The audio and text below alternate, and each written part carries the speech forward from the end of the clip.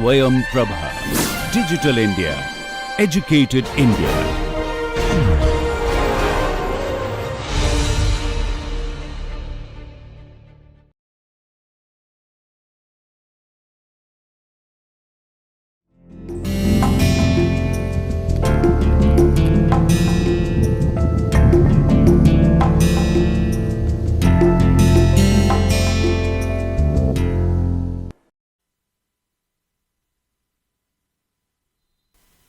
Namaste. We carry forward our discussion on physical geography in the Indian context, and in this lecture we shall explore drainage systems. When we talk about drainage systems, we are interested in the rivers.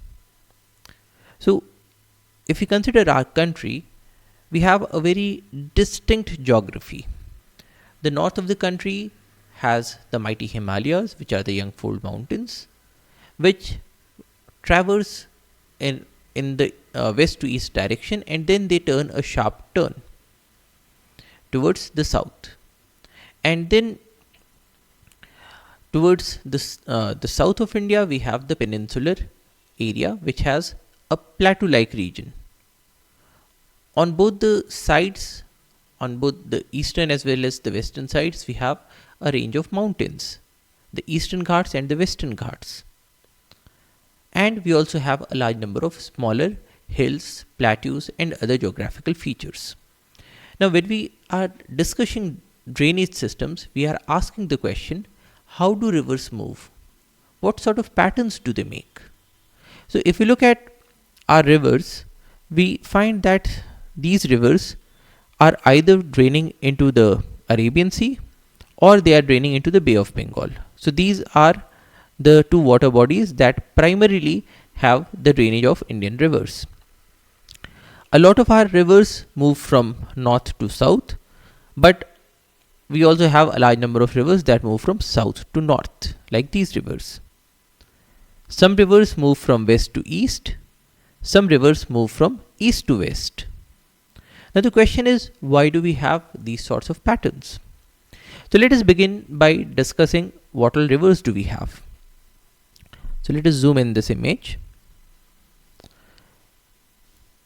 So our rivers can primarily be divided into two categories. We have the Himalayan drainage and we have the peninsular drainage. Now in the case of Himalayan drainage, we have the rivers Indus and its tributaries. So here you have the Indus river, then you have Jhelum, Chenab, Ravi, Byas and Satluj.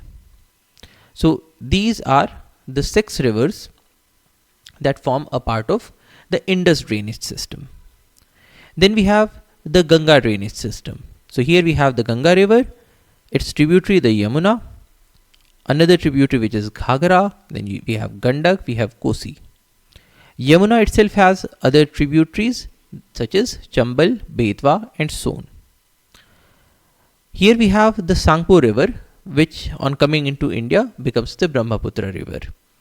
And Brahmaputra and Ganga both meet together and then they drain into the Bay of Bengal and they form the Sundarbans Delta.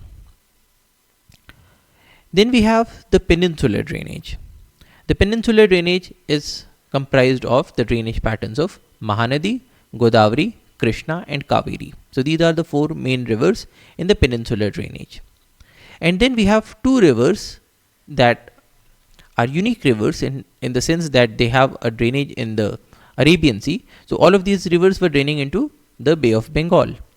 But these 2 rivers, Narmada and Tapi, they move from east to west and they drain into the Arabian Sea, similar to the Indus river. So these are the various rivers of India. Now when we talk about drainage system can be defined as patterns formed by rivers, streams and lakes. So here we are interested in the patterns that are formed by streams, rivers and lakes. That is, what is the shape? What is the size? Are there specific patterns in which we can classify these shapes and sizes? Now these are also known as river systems. And we have two major kinds of drainage patterns. We have the accordant pattern and the discordant pattern. Accordant pattern is the drainage pattern that is correlated with the structure and relief of the landscape over which the stream flows. So essentially, it maintains a coordination with the structure and relief of the landscape. So essentially, if you have a river that follows the slope of the land, then we'll say that it is an accordant pattern. So if we talk about a river that is flowing, rivers tend to move from a higher elevation to a lower elevation. And you'll never find a river that flows from a lower elevation to a higher elevation, because the movement of water in the case of a river is primarily governed by gravity, and so it moves from a height to a lower height. Now when we talk about an accordant pattern, then the river is following the landscape. If the landscape is tilted in a particular direction, then the rivers will also be flowing in that particular direction. So they maintain an accord with the landscape, and especially the structure and the relief of the landscape. We also have discordant patterns where the drainage pattern does not correlate with the structure and relief of the landscape over which the stream flows. So for example, if we have a situation that there is a river that is flowing and it encounters a hill. So in the case of an accordant pattern, the river will make a turn and it will go around the hill, and then it will probably continue its pattern or its movement. But in the case of a discordant pattern, we will typically observe that the river has actually moved through the hill by creating very deep valleys. Now, in the normal sense, we do not expect a river to perform a very great amount of cutting if it encounters a hill. The easy way is to just bypass the hill. But we can observe a discordant pattern in situations such as if there is an uplift that is going on. So in this case, it is possible that the river was flowing like this, following the earlier slope of the land, but then there was an elevation of this portion. So this portion started to move up because of, say, tectonic forces. Now, when the landscape is changing, when a certain portion is moving up or down, then the rivers have got two options. One is that once you have this area that has been elevated, then the river can change its direction and become an accordant pattern. So in this case, the river will flow according to the landscape, and because there is something that has come up in between, so the river will change its flow. So in this case, the landscape will direct the flow of the river. But in certain other cases, especially in the case of very large rivers, the rivers, what do they do is that when this landscape is moving upwards, then they carry on their erosion.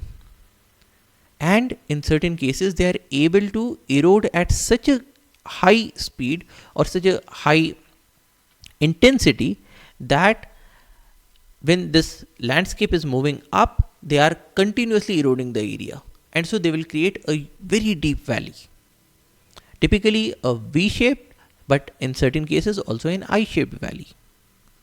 So this is an example of a discordant pattern, and we observe discordant patterns, say, in the case of river Brahmaputra. So the river Brahmaputra has an antecedent discordant drainage. So it is an antecedent drainage. Antecedent means that it came before the landscape came into existence. So the river existed before the uplifting of the Himalayas, and the river was able to continue its vertical incision during the uplift, meaning that it continued to cut the mountains vertically through the process of erosion, resulting in the Yarlung Tsangpo Grand Canyon cutting the Himalayas.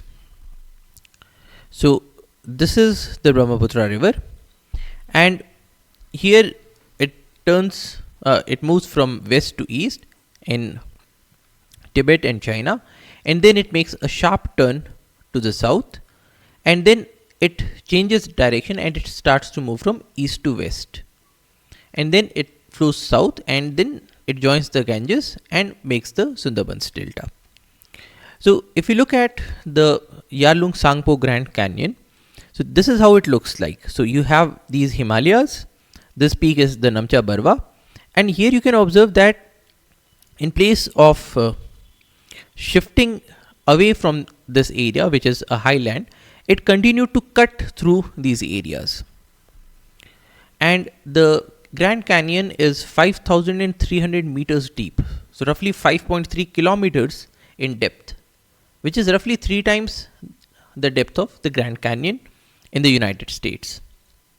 The canyon is around 500 kilometers long, and it passes between the 7,782 meter high Namcha Barwa, which is the point where the Himalayas take a southward turn, and the 7,294 meter high Gyalaperi.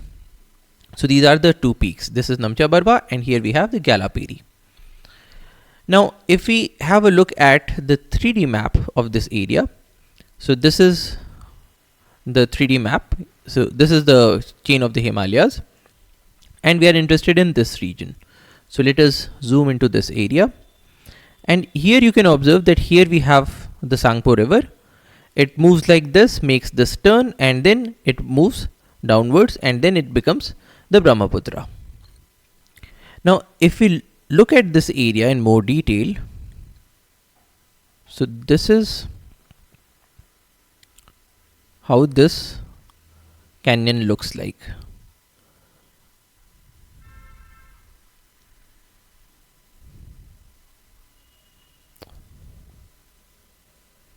So this is the sort of cutting that this river has done. So we have these high peaks, and through or in between these peaks, this river is flowing. So this is the kind of canyon that it has created, because this is an antecedent drainage, meaning that before the Himalayas came into existence, so let us now zoom out. So before the Himalayas came into existence, this area was the Tethys Sea, and the Brahmaputra river was flowing like this. So considering that we do not have the Himalayas here, the Brahmaputra river would have fallen into the Tethys Sea. But when the Himalayas came into existence, then the river Brahmaputra continued its movement in the same direction, and then when the Himalayas were rising, the cutting activity of the Brahmaputra river was greater than the rate of this uplift, and so it created these deep canyons. Now let us have a look at some common drainage patterns. What kinds of drainages do rivers make? The most common drainage is the dendritic drainage. The term comes from the Greek word dendritus, which means a tree. So this is a tree-shaped drainage where tributaries merge with the main trunk. So this is how it looks like. So in this case, you can consider that this is a tree, and in this tree you have all these different branches, and each branch has its own sub-branch, and the sub-branches have their own sub-sub-branches. So it looks very much like a tree with a main trunk and a large number of branches. So this is a dendritic drainage. So in this case, it is tree-shaped. The tributaries merge with the main trunk. It is the most common drainage pattern, strongly accordant in a number of cases. So for instance, in this case, this is again our Brahmaputra river, and if we consider this portion where it has not yet cut through the Himalayas, this is a strongly accordant pattern, which means that it is flowing according to the landscape, according to the structure, according to the slope of the landscape. And only when a river is accordant does it show a true dendritic pattern. So this is a strongly accordant dendritic drainage pattern. It is common over impervious rock types. Why impervious? Because if the rocks are pervious, meaning that they permit water to enter inside, in that case, it is very easy for the rivers to erode the land. But in the case of impervious rocks, that is not the option. So the river has got nothing else to do but to follow the slope and the structure of the landscape. And so dendritic drainage pattern is very commonly seen in the case of impervious rocks, or rocks that do not permit water to enter inside them, non-porous rocks. So this is the dendritic drainage. This is another example. Now in this case, these are all different tributaries of Ganga, and here again you can observe that this is a main branch, then you or the main trunk, then you have the branches, and you have a large number of sub branches. Here again, this pattern looks like a tree, this looks like a tree, and so on. This is the Mahanadi river, and in this case as well you can observe that this is the main branch, and then we have a sub branch here, a sub branch here, a sub branch here, and all of these are having their own sub branches. So like if we zoom into this area, this is a branch, and then this branch has its own sub branches. This sub branch has its own sub branches. So it looks like a tree, and so this is the dendritic drainage pattern. This is another example. Here again you can observe that if you consider this to be a tree, then this is the main trunk, these are the branches. If you consider this to be the main trunk, you get a large number of branches. So anywhere you find a tree-like drainage, it is a dendritic drainage, and in a number of cases it shows that the stream is flowing in an accordant pattern through impervious rocks. Now there are some examples in which case you can have even a discordant pattern that shows such drainage, but that is very few and far in between. So the common thing to remember is that dendritic drainage pattern looks like a tree. You have a main stem, a large number of branches, each branch has its own sub branch, and so on. It is found in non-porous rocks, impervious rocks, and in this case the river follows an accordant pattern, meaning that it flows according to the landscape. Now another drainage pattern is the parallel drainage. In this case, streams run in a parallel fashion on a common slope. The drainage pattern may follow rock faults or may arise due to erosion. There are very few tributaries and all the streams flow in the same direction. So what happens in this case is that if you have a land that is greatly sloping in one direction, so suppose this is the piece of land and the slope is high. So in that case, if you say release some water here, it will move along the slope. If you release some water here, it will move along the slope. If you release some water here, it will move along the slope. And in this case, all of these different streams, they will appear parallel. So this is a parallel drainage. In this case, the streams run in a parallel fashion on a common slope. So this will be found in those areas that have a slope, and all of the streams are on the same land with the same amount of slope. It will not be found, say, in a flat area. The drainage pattern may follow rock faults or may arise due to erosion. So it is also possible in certain cases that the rocks themselves have faults that are parallel to these. And so it is possible that this stream is just following a rock fault. So that is also possible, but not necessary. So you can even have a parallel drainage in an area where you do not have the rock faults. There are very few tributaries and all the streams flow in the same direction. Now why very few tributaries? Because when we talk about tributaries, in that case, there should be streams that are meeting with each other. Meaning that you have a stream that goes like this, and then another stream that joins it like this, another stream that joins it like this, another stream that joins it like this. So these are all different tributaries. So tributaries are the streams that join the main stream. But then for a stream to become a tributary, it should be joining the main stream, and this typically occurs at an angle. But in the case of the parallel drainage, you have a situation where all the streams are parallel. So if the streams are parallel, they are never going to join each other. And so either you find no tributaries, or say once in a while, because of say a small amount of slope, some streams might join, but that is the exception, not the norm. So in parallel drainage, streams run in a parallel fashion on a common slope, either following the rock faults or arising out of erosion over long periods of time. Very few tributaries, and all the streams flow in the same direction. This is an example. So in this case, you have all these different streams that are flowing like this. Because this area is a highland, this area is a lowland. So you have a slope in this direction, and all these streams are following this slope. This is another example. Now here, this portion is a highland, this portion is a lowland, and all of these streams are moving in a parallel direction.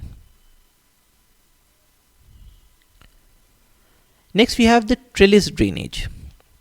Trellis refers to the structure of a garden trellis. So what is a garden trellis? If in your garden you have say the climbers, so climbers need to be provided with certain amount of support. And typically the support is provided in the form of a pattern that looks like this. So you can have this structure, and if you give it to the climber, then the climbers will climb like this.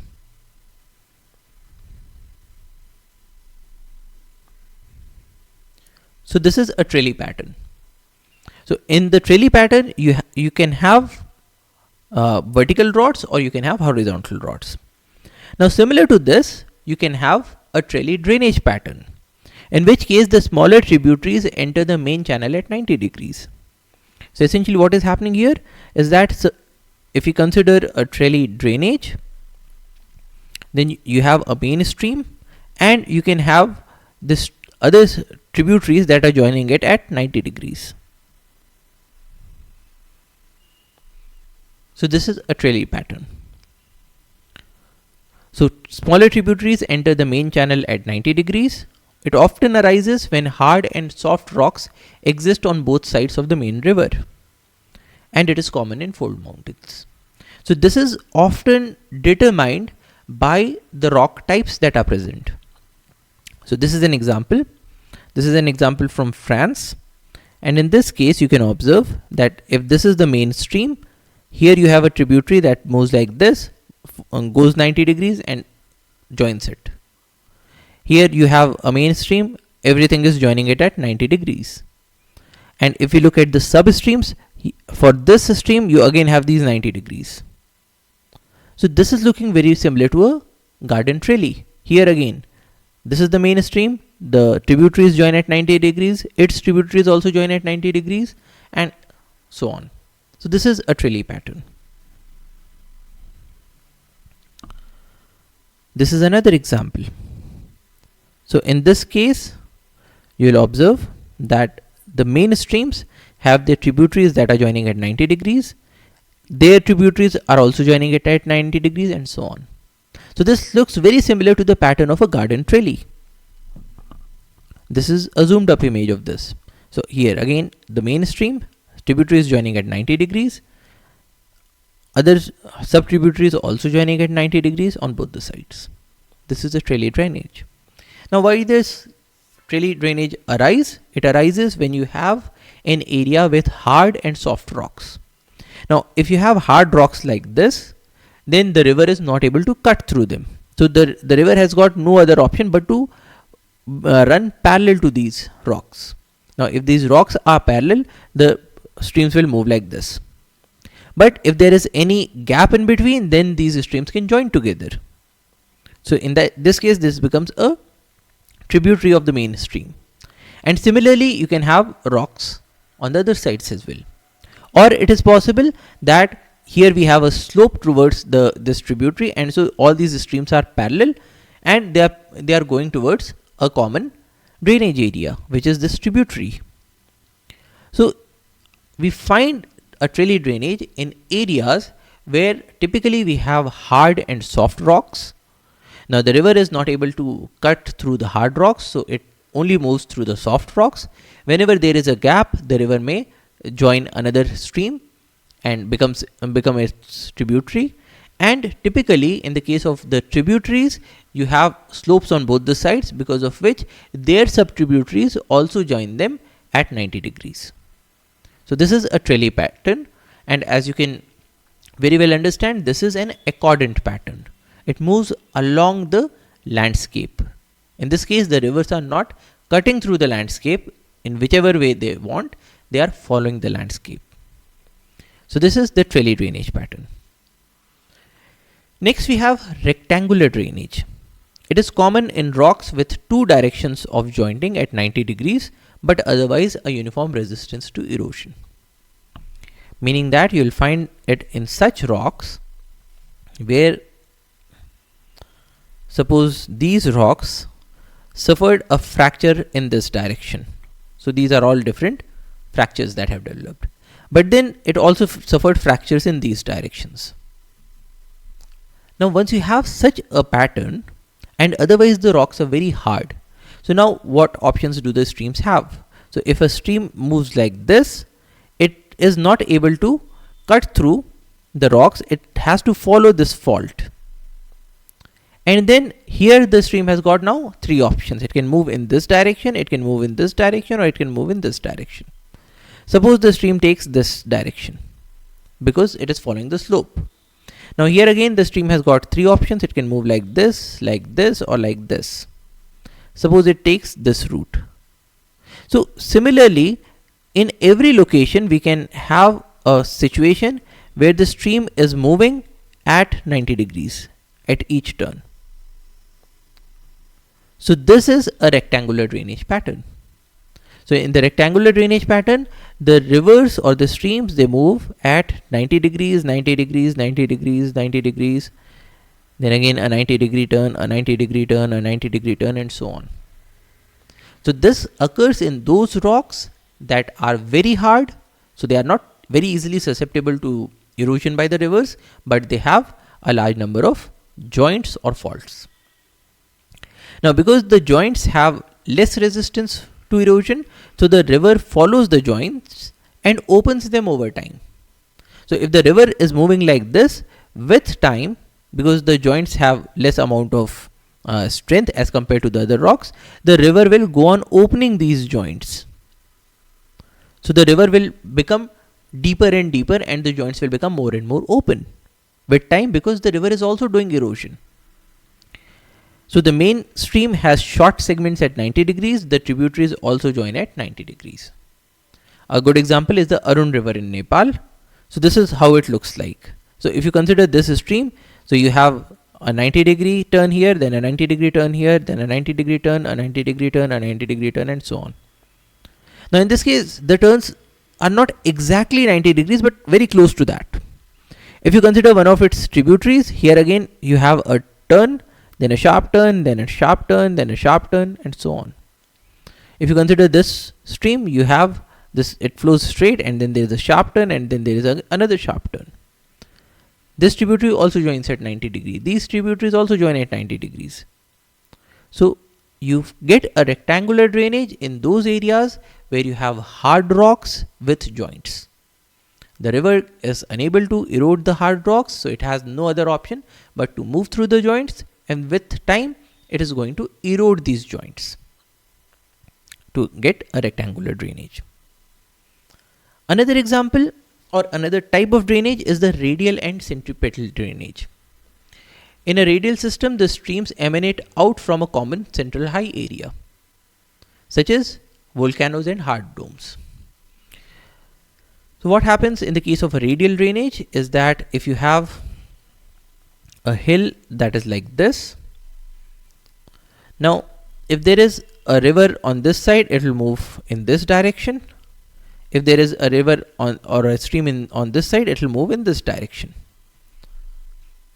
So if you look at this area from the top and say you draw the contour lines, so this is the base, then this is a central contour, and then you reach to the top. So let us say you have the elevations like 400 meters, 500 meters, 600 meters, and 700 meters. Now in this case, if a river or a stream is moving in this direction, it will move like this. Another stream will move like this. So this is the direction. Another stream will move like this. Another stream will move like this. So all the streams are moving away from a common point, because this common point is at an elevation and the water has to follow the slope. So in this case, you get a radial drainage. So in a radial system, the streams emanate out from a common central high area, and the high area is typically the peak of the hill or the mountain. And it is common with volcanoes and hard domes. So for instance, if you look at Mount Fuji, so this is Mount Fuji, and in this case, the streams will move like this. So you'll have streams moving in this direction, a stream moving in this direction, another stream moving in this direction, another stream moving in this direction, another stream moving in this direction. So all the streams are moving away from this common high point. So this is a radial drainage. So a radial drainage is common in those areas where you have a common high point and all the streams have to move away from this common high point. So whenever you have rains here, the streams will move away from this common high point. In India, the Amarkantak range of Madhya Pradesh, which is a highland, has a radial drainage pattern with 3 rivers emanating out and moving away from this highland. These rivers are the Narmada, the Son, and the Johila. Now, similar to a radial pattern, we can also have a centripetal pattern. In the radial pattern, the streams are moving away from a common highland. In the case of a centripetal pattern, the streams are moving towards a common lowland. So in the case of a centripetal drainage, the streams flow towards a central depression. So this is an example. So in this case, you have this crater called the Ramgarh crater, and if you look at the 3D map of this area, this is what it looks like. So this is the Ramgarh crater. In the center we have a depression, and around it we have these ridges which form a circular pattern. Now you'll remember that we had a circular pattern even in the case of the Chukchi crater, which is there in South America. Now in the case of Chukchi crater, it was generated by the impact of a meteor 65 million years ago, and the impact was so strong that it led to a large amount of extinction, particularly the extinction of dinosaurs, and that too especially because this area was rich in sulfates, and when these sulfates got exploded, when they moved into the upper atmosphere, then they blocked away the sun's heat and light for a very long period, resulting in a global cooling on the earth. Now similar to the Chukchi crater, we have the Ramgarh crater in India, in the state of Rajasthan. Now in the case of Ramgarh crater as well, you have a central depression where the meteorite struck, and you have these ridges on the side, and this also forms a circular pattern. Now in this case, if we consider this portion, if a drop of water falls here, it will move towards the center. Similarly, on this side, if a drop of water falls, it will move towards the center. If a drop of water falls here, it will move towards the center. So you have a common lowland, and so all the streams will be moving towards the center. So this is the common lowland, and all these streams are moving towards the center. So this is a centripetal drainage. So we can have radial drainage and we can have centripetal drainage. Another drainage pattern is deranged drainage. A deranged drainage is like a mad drainage. There is nothing that follows anything. So in this case, there is no coherent pattern. You cannot understand why you have this deranged pattern. Everything looks out of place. It is common in areas with lots of geological disturbance, such as areas that are exposed by the melting of glaciers and have not yet stabilized.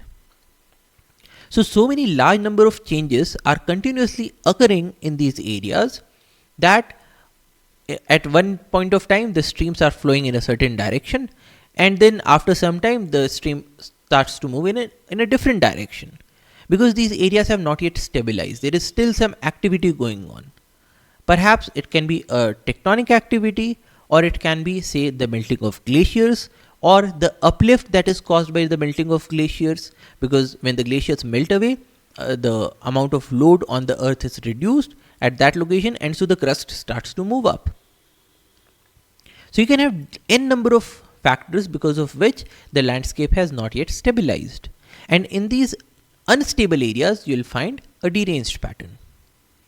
Now it is very commonly found in areas that have glaciers, because in those areas we have very unconsolidated deposits that have been generated, say, through the activity of glaciers. So we can have things like moraine deposits.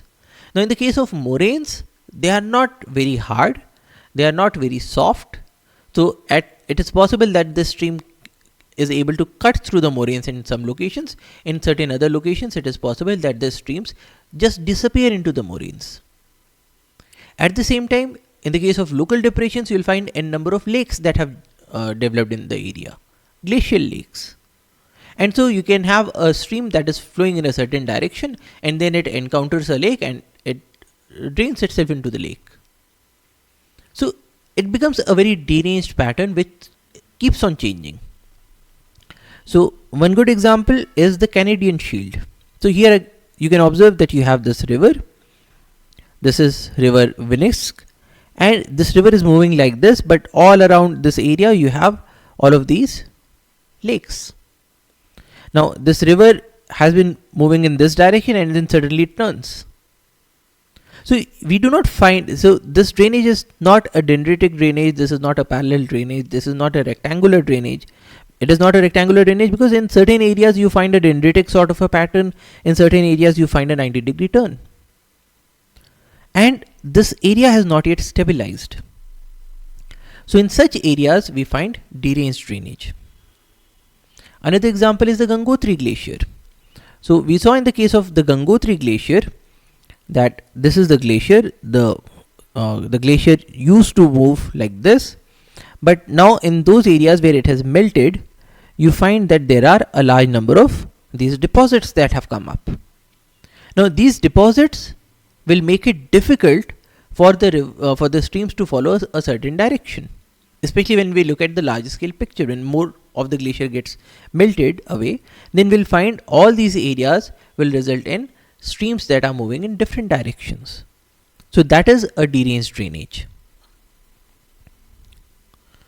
Now in our country we can talk about the Himalayan drainage and the peninsular drainage, and both of them follow very different patterns.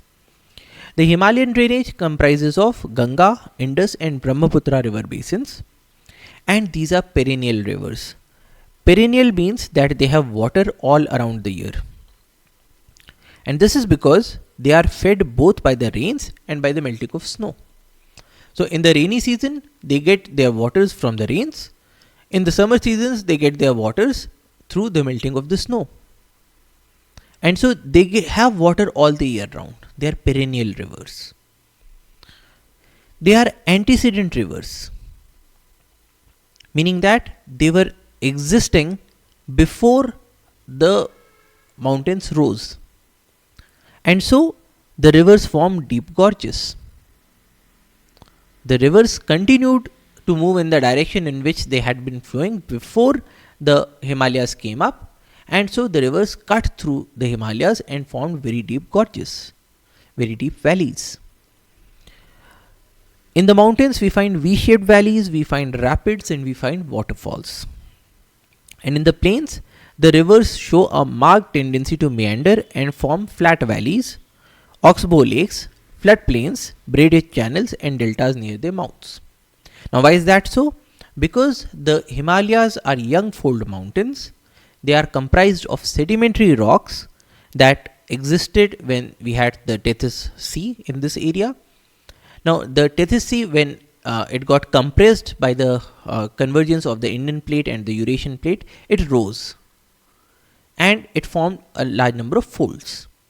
Now, because the rocks are sedimentary rocks, so they are easy to erode, and so the rivers perform a large amount of erosion, and all of the sediments that the rivers carry with them in the upper areas where they have a high velocity, all of those sediments are later on deposited when the rivers enter into the plains.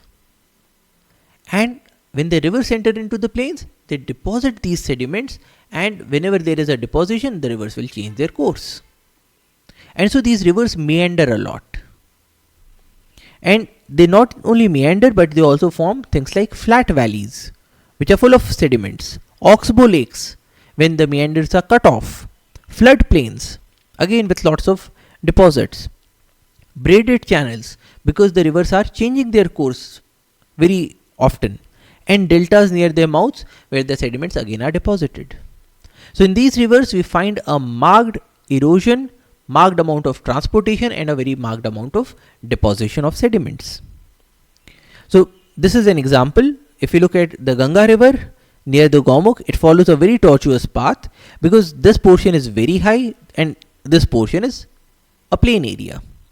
So if I look at it in the 3 dimensions, we'll find that the river is moving through the Himalayas. So it is originating in the Himalayas in the Gangotri glacier.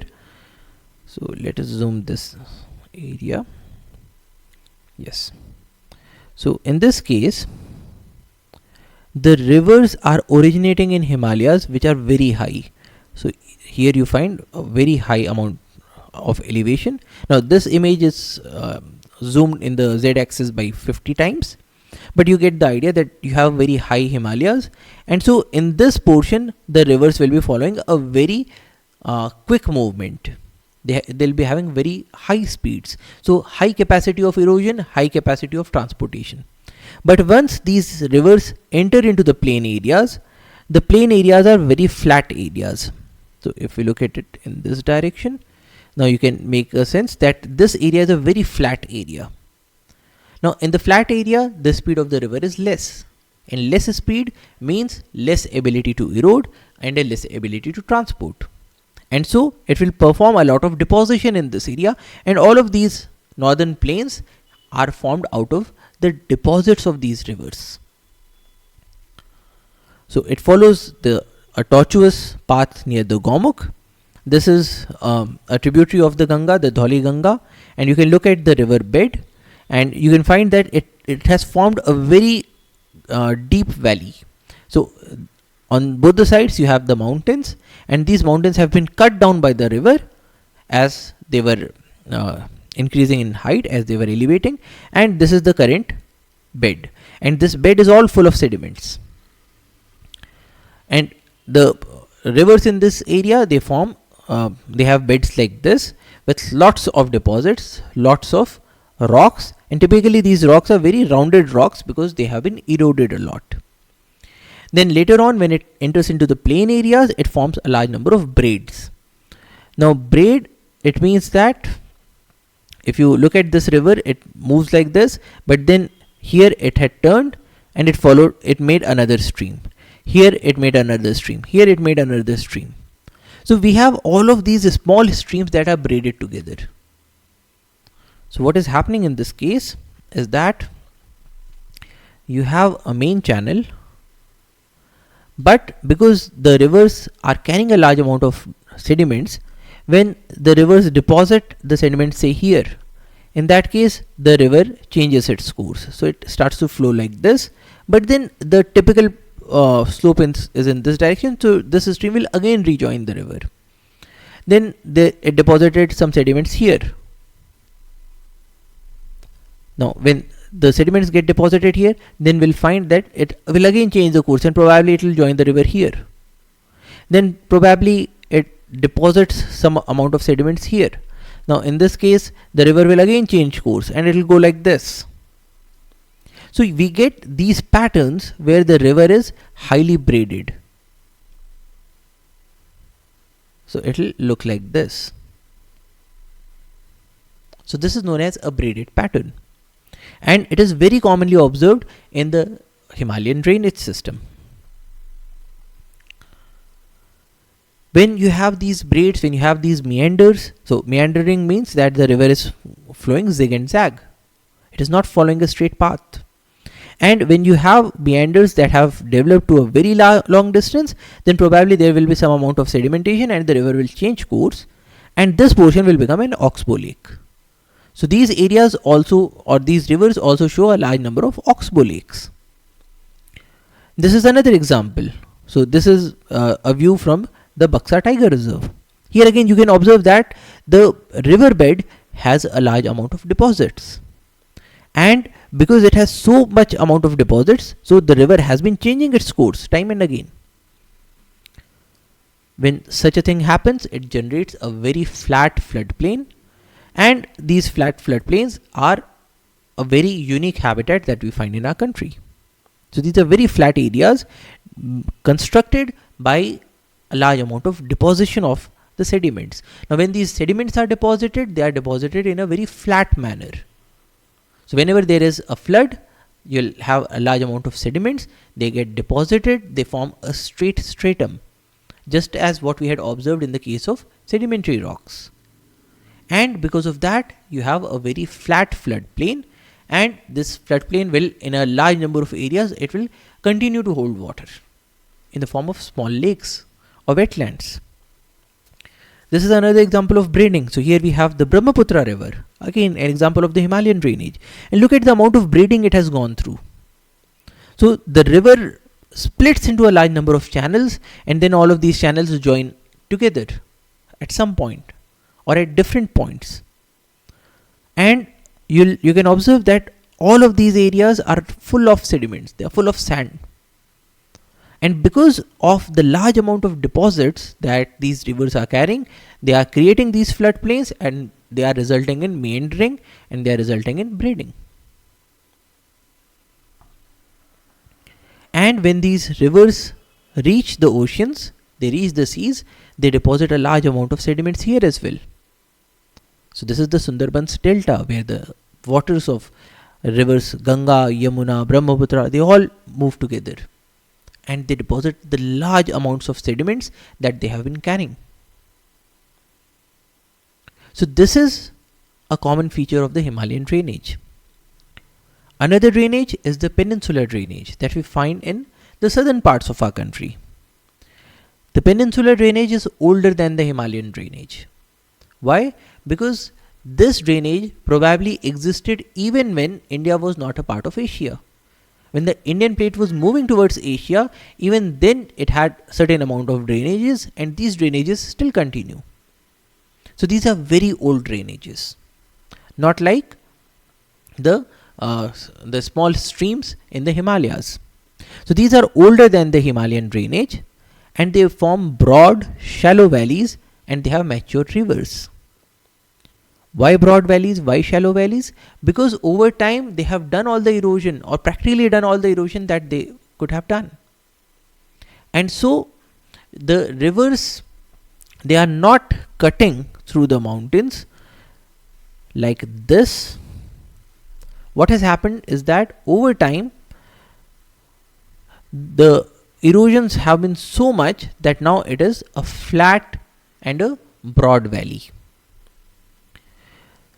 So there are broad, shallow valleys. The rivers are mature, meaning that they have practically done all the erosion that is possible. The Western Ghats act as a water divide, meaning that on the western side of the Western Ghats, we have rivers that flow towards the west. On the eastern part of the Western Ghats, the rivers flow towards the east. So they act as a water divide. The water that falls on the western part moves to the west. The water that falls on the eastern part, it moves to the east. The rivers have fixed course, very little amount of meandering, often seasonal flow but with large exceptions. The rivers have fixed courses. Why fixed course? Because they now no longer carry a large amount of sediments. They have practically done all the erosion that was possible. So now they are moving over hard rocks. And in that case, in the absence of sediments, there is nothing to change their course. The areas are tectonically stable. So there is nothing to change their course, and so they follow a fixed course. Very less amount of rivers breaching their banks. Little amount of meandering. Again, because they have been moving through hard rocks for such a long period of time that more or less now their courses are edged in the rocks. So there is little that these rivers can do to meander. Meandering happens primarily in those areas that have lots of soil, because of which the rivers can cut on one side and they can deposit sediments on another side. So essentially what happens is that you have a river and this river can cut on one side. So in this case it is cutting on this side and it is depositing sediments on this side. Similarly, if it goes like this, it is cutting on this side and it is depositing material on this side. Now this is possible if the rivers are moving in a flat area, and particularly in those areas with lots of soil that can be moved. But if you have an area where you have rocks and and because of long times of erosion, now the courses have been edged in the rock. So it is now not possible for these rivers to erode the sides and create a meander. So they have a fixed course with little meandering. The flow is often seasonal, because in the rainy season they'll have large amounts of water. In the summer seasons there is no snow-clad mountains to provide them with water. But all these characteristics are with large exceptions, because there are certain areas where the rivers can change their course, where they can meander. There are, in certain areas, the rivers get their waters from the forest, and so they are much more perennial. So there are large exceptions, but more or less most of the peninsular drainage has a fixed course with little meandering and often a seasonal flow. Narmada and Tapi flow through faults and fill the cracks with detritus, and thus there is a lack of alluvial and deltaic deposits. So these two rivers that flow towards the west, they are moving through faults and they again have very less amount of alluvial and deltaic deposits. So this is an example of the peninsular drainage. So here we can observe that there is very little amount of meandering in the Mahanadi river. We do get some amounts of waterfalls in certain areas, such as this image from Mudumalai Tiger Reserve, where we have a waterfall, but these are very less. In most of the areas, the rivers have already done most of the erosion, so all these areas are now more or less flat areas, lots of rocks, and the rivers move slowly. So this is the river bank in Mysore. Again, another example from Dubare Elephant Camp. Here again you find that the rivers are flowing very slowly and in areas where there is very little amount of sediments.